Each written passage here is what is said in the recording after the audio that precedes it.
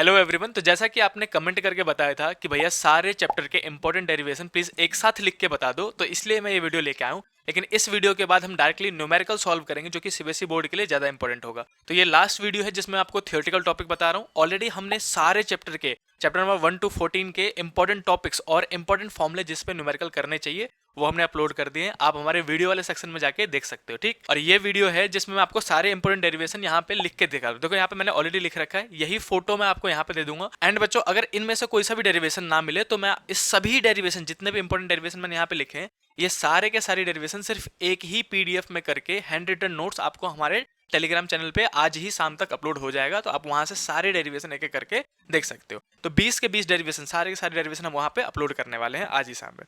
मैं एक बार जल्दी से रीड कर देता हूं, जिसमें से मोस्ट प्रोबेबिलिटी चांसेस हैं कि यही डेरिवेशंस आपको मिलेंगे। मुश्किल से एक आध डेरिवेशन एक्स्ट्रा आया तो आया, वरना कुछ नहीं आएगा। इतना 20 कर लो आप, ये सारे के सारे वही डेरिवेशन है जो कि मोस्ट इंपॉर्टेंट है।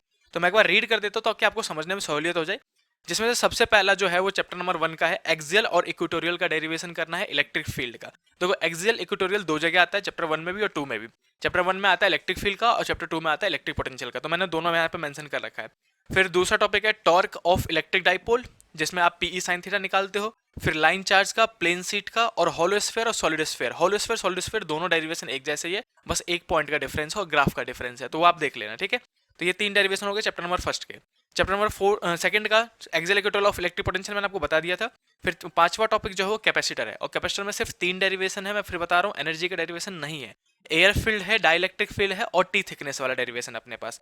उसके बाद हम पहुंचते हैं चैप्टर नंबर 3 में, करंट इलेक्ट्रिसिटी में, जिसमें सबसे पहला इंपॉर्टेंट है पैरेलल कॉम्बिनेशन ऑफ सेल, जो कि मैंने यहाँ लिखा हुआ है। फिर है WSB मतलब व्हीटस्टोन ब्रिज। WSB मतलब व्हीटस्टोन ब्रिज है, उसका प्रूफ करना है बाय किरचॉफ, ठीक है। तो हम पहुंचते हैं 8वें टॉपिक पे, जो कि है ड्रिफ्ट वेलोसिटी, जिसमें VD का फॉर्मूला आप ई टाउ अपन में निकालते हो। उसके बाद है रिलेशन ऑफ VD मतलब drift velocity, relation of drift velocity with I मतलब है करंट। तो उसके बाद है अपने पास 10वां टॉपिक, जो कि है B। देखो B मतलब मैग्नेटिक फील्ड होता है, सबको पता है। तो magnetic field due to straight wire, उसी के नीचे है magnetic field due to circular current carrying wire, ठीक है। इसके बाद है 12th, जो कि अपने पास फोर्स बिटवीन 2 पैरेलल वायर्स, जिसमें अट्रैक्शन और रिपल्सन का फॉर्मूला लगता है।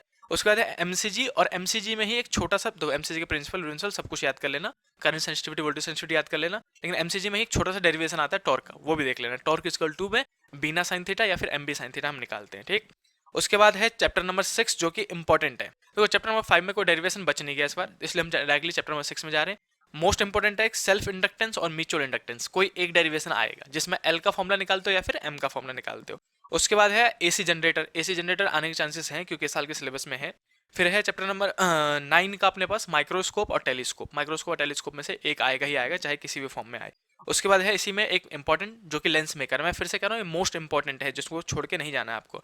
उसके बाद मिरर फॉर्मूला और लेंस फॉर्मूला, ये मैंने ऑलरेडी यहाँ पे आपको करा भी रखा है। अपने वीडियोस में जाके देखोगे तो आपको लेंस मेकर भी मिल जाएगा और मिरर फॉर्मूला, लेंस फॉर्मूला भी मिल जाएगा। इसका डेरिवेशन होता है, वो आप कर लेना। उसके बाद है लॉ ऑफ रिफ्लेक्शन और रिफ्रैक्शन बाय हाइजेन प्रिंसिपल। ये वेव ऑप्टिक्स का टॉपिक है, इसको भी रिवाइज कर लेना, क्योंकि वेव ऑप्टिक्स में सिर्फ एक ही डेरिवेशन बचा हुआ है, वो है रिफ्लेक्शन और रिफ्रैक्शन को प्रूफ करना बाय हाइजेन प्रिंसिपल।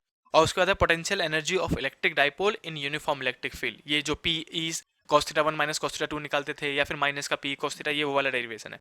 तो ये 20 के 20 डेरिवेशन आपके यहाँ पे है। आप चाहो तो स्क्रीनशॉट ले सकते हो, आप टेलीग्राम से इसको डाउनलोड भी कर सकते हो, और टेलीग्राम पे इन्हीं 20 के 20 के डेरिवेशन को सारे के सारे हैंड रिटन नोट्स में आपको एक ही PDF में मिल जाएगा विद टॉपिक की कौन सा डेरिवेशन है। तो आप वहां जाके डाउनलोड कर सकते हो, लिंक हमारे टेलीग्राम का डिस्क्रिप्शन में है। एंड आप लोगों से एक रिक्वेस्ट है कि प्लीज इस चैनल को अपने दोस्तों के साथ भी शेयर करो।